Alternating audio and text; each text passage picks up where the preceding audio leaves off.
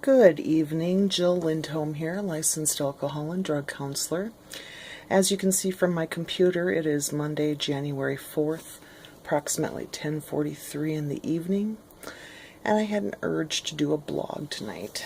So, what better time than now, I figured. Anyway, I decided to do my blog 35, on growing as an individual, an important building block of self-esteem. I actually did my group on this topic tonight, and I just wanted to touch base on it because once again we're looking at January 4th, 2016, brand new year, and we're only 4 days into it. A lot of people have actually done their New Year's resolutions and everything, and statistics have proven that within the first 4 to 7 days, a lot of people, I don't quite remember the percentage, but a lot of people have a tendency to kick those to the wayside. But I want you to think about growth, especially when it comes to personal growth and personal development. And this could be for the addict, or it could be for anybody that's looking to change their life, to better their life, maybe to follow a spiritual path. It could fit almost anybody if you think about it. And I just want to bring a few things to light here as I talk about this.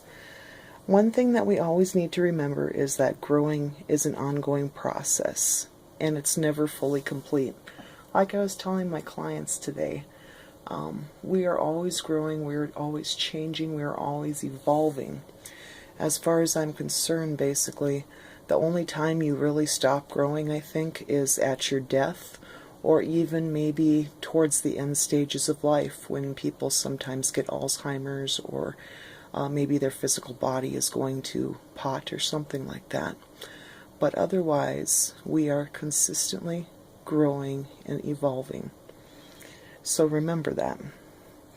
I also want you to think about growth as being a process, and it's a way of loving, a loving process. It's satisfying because it starts from a secure inner base of self-worth and love. That's why self-esteem is so important. You need to go deep in and find your self-worth.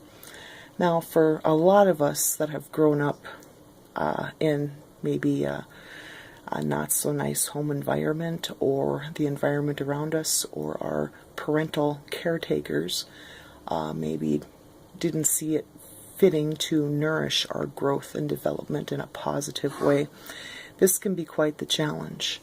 You could have quite a few negative reels running in your head. I always say you got to cut those negative reels off. And what I mean by negative reels are those messages that we were maybe given in the past that we're not good enough, or we're not smart enough, or you're not going to amount to anything, or all those negative things that we were maybe told by parental type figures in our lives, or someone in authority over us. So you need to go back to basics and reach deep inside and find your self-worth, your self-love, and your self-esteem. Growth is difficult, so expect hard work. If you're active in your addiction, since I'm an addiction counselor, I'm going to touch base on that a little bit.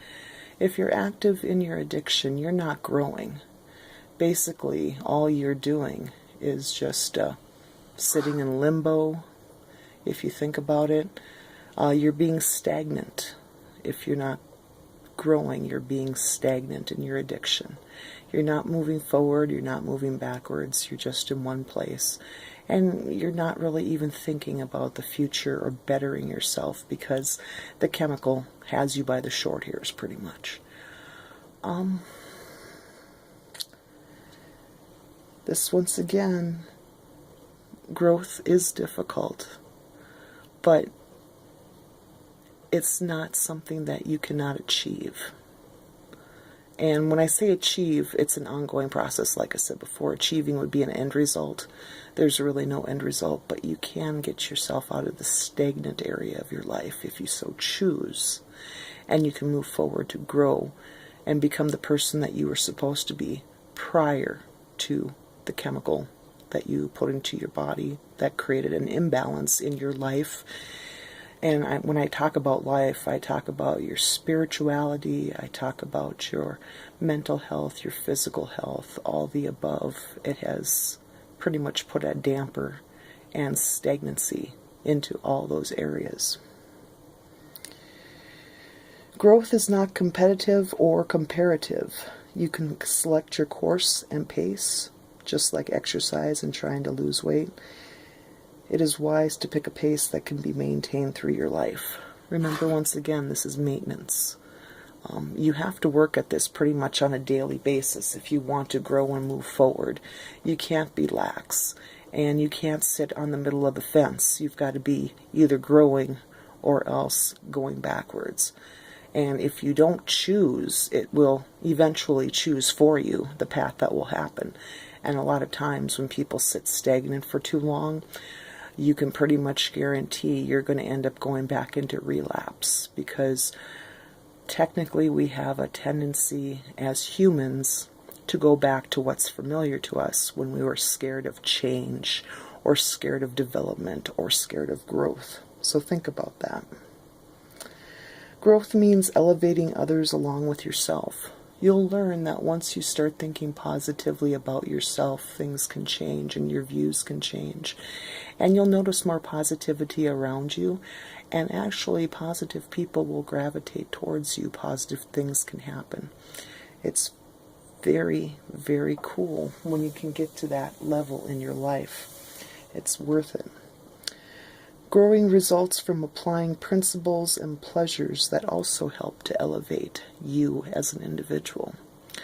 Now, if you've been an addict for a while and you're going through a treatment program and meeting with someone, a counselor like myself, you're pretty much learning just how to move forward in life, and also at the same time learning to get to know yourself again. If you've got a good counselor, that counselor is going to help you to remember the person you were prior to the chemicals, help you find and get in touch with that person and that reality again, because that's the person that you were born to be, that's the person you were destined to be. Nobody, and I repeat, nobody on this earth was ever born to be an addict. That's 100% truth right there. But we each have a journey of some sort that we have to follow in life. So therefore, if you have a good counselor by your side, that counselor is going to ask you the tough questions and really dig and help you try to figure out who it is you are, where you left off on your growth. Because once again, when you're actively using chemicals, you're stunting your own growth at that time.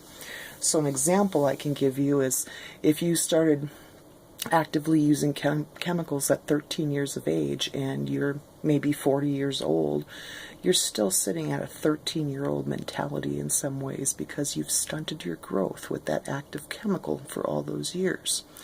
So you need to go back and find that area where you left off and continue to grow and develop that area so that you can move forward and become the person you're supposed to be. I want you to remember and think, I want to give you a visual. Growing is kind of like climbing a staircase. You keep climbing and you get to a level 1, and then you climb some more and you get to a level 2, and you climb some more and you get to a level 3. It's not actually arriving that's the importance. You do not have to actually arrive at a destination to experience self-esteem. The important thing here is that you only need to know in your heart that you're on the right track, and that you are moving forward, and that you believe in yourself. So I ask you this evening, before I close, 2 questions I want you to think about, because you've got a full year ahead to think and work on these. But question number 1, what do you need right now in your life? And question number 2, what areas do you need to grow in? Be honest with yourself so you can move forward and live the life that you're meant to live. To live, not exist, but to live, move forward, and move on with your journey. And with that, I will close for this evening. Counselor out. Jill.